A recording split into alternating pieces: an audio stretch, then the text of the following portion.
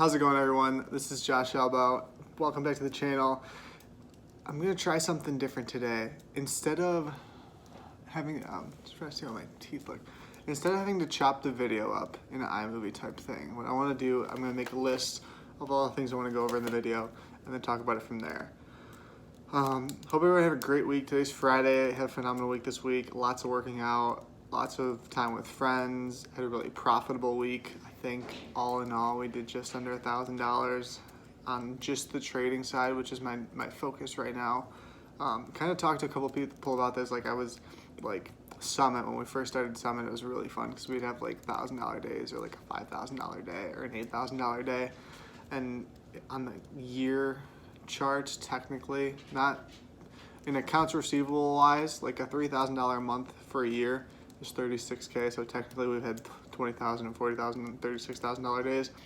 But I missed those days from the Summit side because I'm not heavily focused on that anymore. Because we more so pivoted. It's not as much as my passion is doing the consulting and the coaching one-on-one.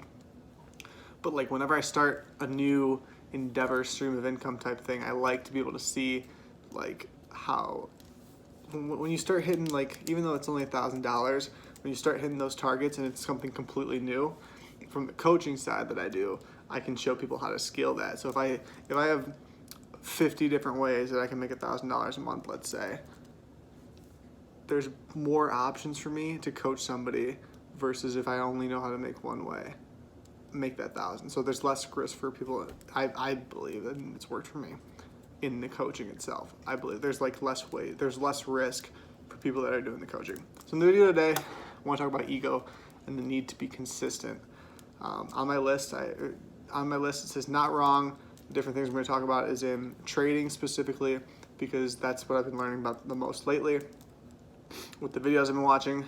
Also in business marketing, I'm even going to throw a little tip into but business or just listening to the market. And I'm going to throw music in there just to be safe. So I cover all the bases, and then also relationships too. So Tony Robbins talks about the number one need in the human psyche is the need to feel consistent with your beliefs. So from a trading standpoint, the way to take the emotion out of trading is to not look at it as when it's up, not selling too quickly, and when it goes down, making sure that you take your stop loss when you're supposed to.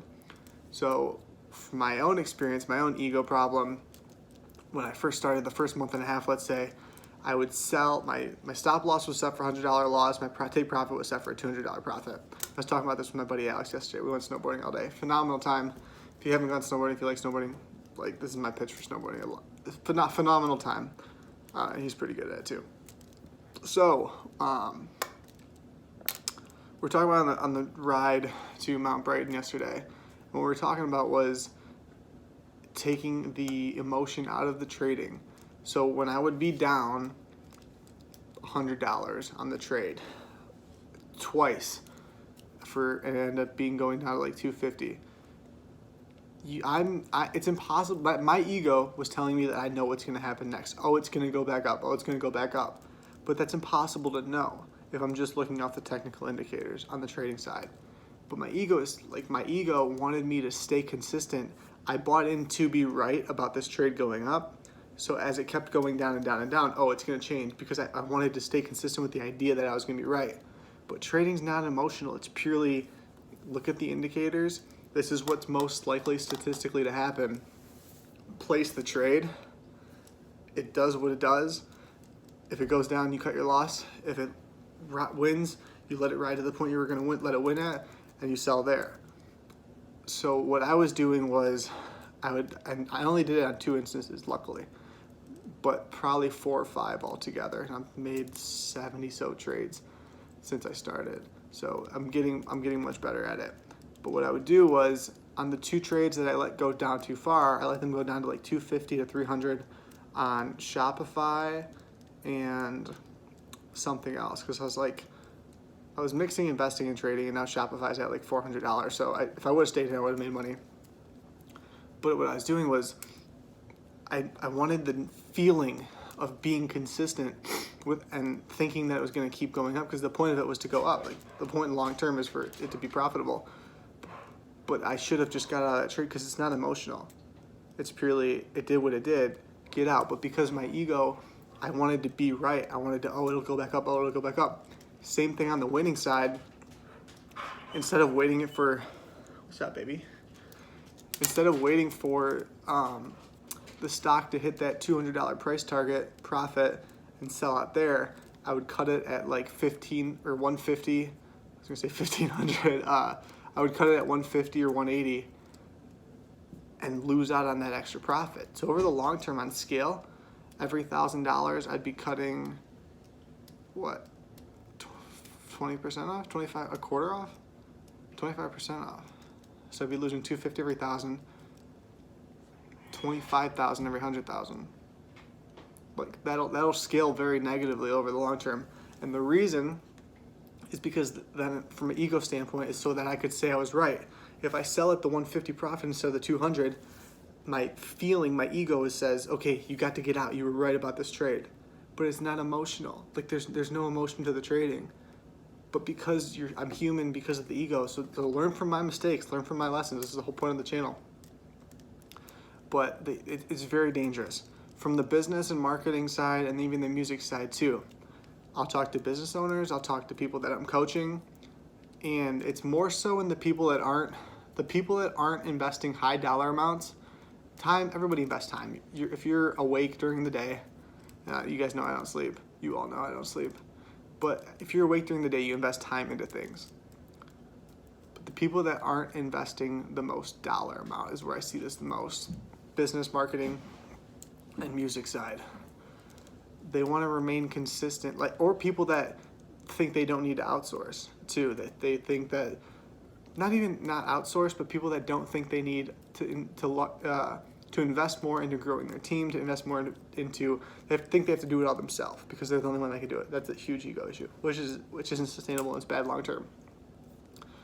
But from the business side, not investing enough money in, and then wondering why people aren't buying your product, or thinking that your product, whether it's a product, a service, music, art you're putting out, wondering why the market hasn't caught up yet because you think your ego is telling you that you're right.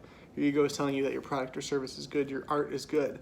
But the way to correct this, and the way that's worked for me best for correcting it, is letting the market tell me what's good and what's not, and then sell them what they ask for. That's why I'll put out ads, and then when the response comes in, I sell them what they already asked for. Instead of trying to make and put stuff out there that I like look at my YouTube channel, for example. I post video responses to questions that I get. I try not to just talk about random stuff because who am I? That's just my ego looking for gratification through people watching the videos. But if I answer a specific question and give them strategy on something that somebody would ask them about, I find that way more, much more valuable. Same thing on the music and art side. If you're putting out content, if your shit's good, like Gary Vee talks about, it'll hit. If you're good, you're good. If you're marketing, if you want to be an Instagram influencer, if you're good, if your stuff is good, it'll hit. If it's not good, you gotta listen to the market telling you that it's shit and you need to improve. But people's egos and this is my next thing on the list. Low self-esteem. And that's where the ego comes from. Or I can give you one more business example I guess I could see. Would be thinking, let's call it, I'm just using a bunch of filler words now, Jesus. Wanting to do it all yourself, which we kind of already talked about, but I want to get more into that because I thought of a specific example of somebody I know. Wanting to do it all yourself. For example, I had the opportunity to sell my business, and the person I was going to sell my business to, their comment for not wanting to buy the revenue, which makes more sense than anything, and for one of my companies, was I want to do it all I want to be able to do it myself. I want to be able to build this myself. That's not business. That's playing like a stupid losing game. Why? The point of being in business is to provide value and to mostly make money. Not to get, if you can get your feeling of fulfillment and gratification, by all means. But a lot of people are selling the idea of gratification and fulfillment and all that shit online because because it funnels sales. Everybody wants to think that they don't have to work hard. Everybody wants to think that they don't have to put any effort or time in or like pay the cost, because that sells. And people buy into that like BS sometimes. It can be applicable, but people buy into that BS sometimes. And then they wonder why they're not having the financial results that they want when opportunities are presented. And the point, I guess, maybe just your ego is the biggest thing probably holding you back. When they talk about like you are your biggest detractor, like the only thing that can get in your way is you. That's the case. And it goes back to low self-esteem, because they don't know what they want, or they have to be right because their whole life they were told they were wrong. I got a little bit about childhood trauma on here too, or back to, again, from childhood trauma, because if we look at the relationship side, it's easier to stay in that comfort zone than to be aware that you're wrong. So let's say I could be doing a lot better on these YouTube videos. It's much easier for me to not be looking at how I could improve, because then I feel good about myself. But I've came to the point, whether it's through maturity or whatever, that I would rather know, like, go out and search for ways that you are wrong and find people that are way smarter than you. Because it makes no sense. Like, otherwise you're just a loser. And who wants to be like, be a winner, go out and find ways that you can better yourself. I feel like it's like common sense. And I'm not trying to be like overly condescending about it.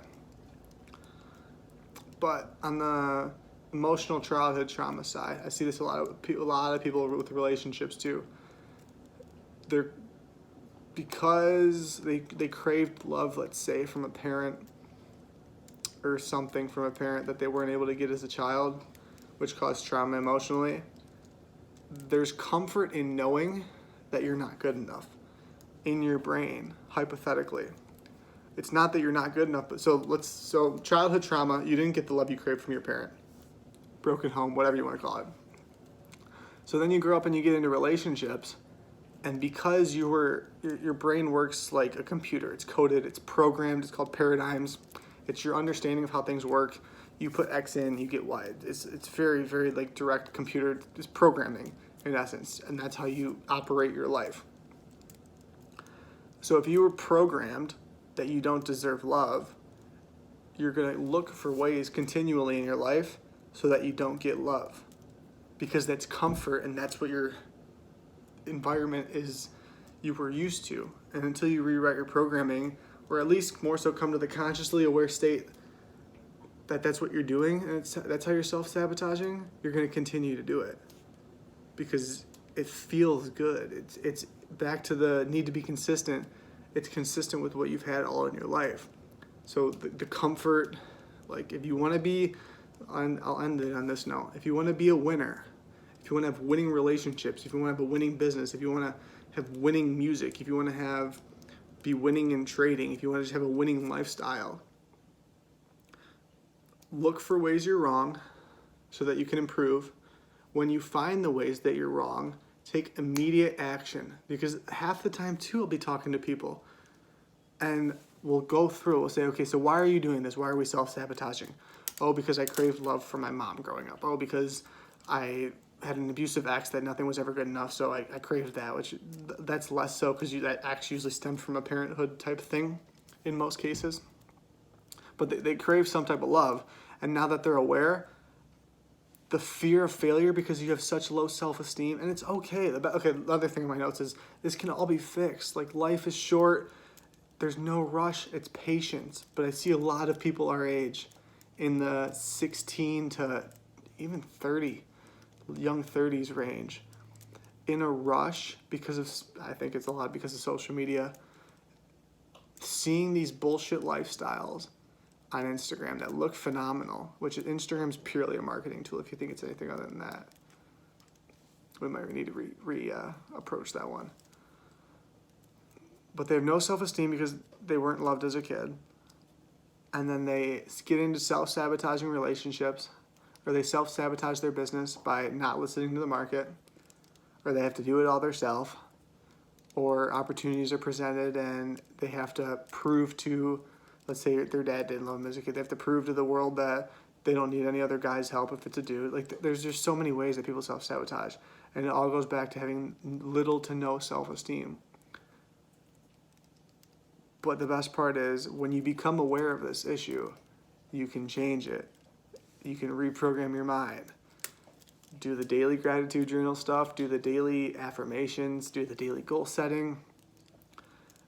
And remember that there's no rush.